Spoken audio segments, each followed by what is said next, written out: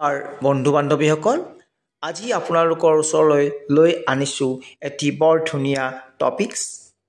কিন্তু যদিহে আপুনি এই চেনেলটো ছাবস্ক্ৰাইব কৰা নাই, অনুগ্ৰহ কৰি আপুনি এই মৰমৰ চেনেলটোক ছাবস্ক্ৰাইব কৰি লওক, যাতে আপোনাৰ ওচৰত এনেকুৱা ভিডিঅ'সমূহ গৈ থাকে। আপোনাৰ ভাল দিন আহিল বুলি ভাবি লওক।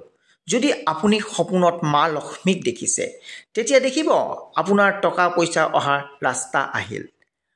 আৰু যদি আপুনি ঋণত পৰি আছে, ঋণ মুক্ত হোৱা বুলি ভাবি লওক। সপোনত যদি মৰা চৰাই আৰু ফেঁচা দেখিছে, জানিব আপুনি ধনী হ'বলৈ গৈ আছে। সপোনত কণমানি ছোৱালী দেখিলেও আপোনাৰ বাবে বহু ভাল। সপোনত যদি সাপক গাঁতৰ ভিতৰলৈ সোমাই যোৱা দেখিছে, জানিব আপুনি আকস্মিকভাৱে বহু টকা পাব।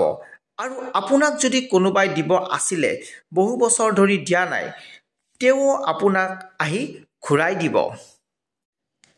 আপোনাৰ ঘৰৰ সন্মুখত যদি চৰাইয়ে বাহ সাজিছে, জানিব আপোনাৰ ভাল দিন আহিল। ঘৰৰ ভিতৰত ক'লা পকাৰ শাৰী দেখিলেও মা লক্ষ্মীৰ আগমন হোৱা বুলি কয় আৰু আপোনাৰ বাবে ই এটা ভাল সংকেত। ঘৰৰ ভিতৰত যদি একেলগে ৩-৪খনমান জেঠী দেখে, জানিব আপোনাৰ বাবে ভাল দিন আহিল। আপোনাৰ ঘৰৰ প্ৰধান দুৱাৰমুখনৰ সন্মুখত যদি গছ গজে, আপোনাৰ ঘৰখনৰ ভাল দিন আহিল বুলি ভাবি ল'ব। পূজা কৰি থকা সময়ত যদি আপোনাৰ চকুৰে পানী ওলায়, জানিব আপোনাৰ বাবে বহুত ভাল। ভাবি ল'ব যে আপোনাৰ ভাগ্যৰ পৰিৱৰ্তন হৈছে। পূজা কৰাৰ পিছত যদি আপুনি মনৰ পৰা গভীৰ শান্তি পায়, জানিব আপোনাৰ পূজা সফল হৈছে। তেতিয়াই জানিব আপোনাৰ ভাল দিন আহিল। কোনো কাৰণ নোহোৱাকৈ যদি আপোনাৰ মনত হঠাতে আনন্দ লাগে, জানিব আপোনাৰ ভাল দিন অহাৰ ই এটা সংকেত।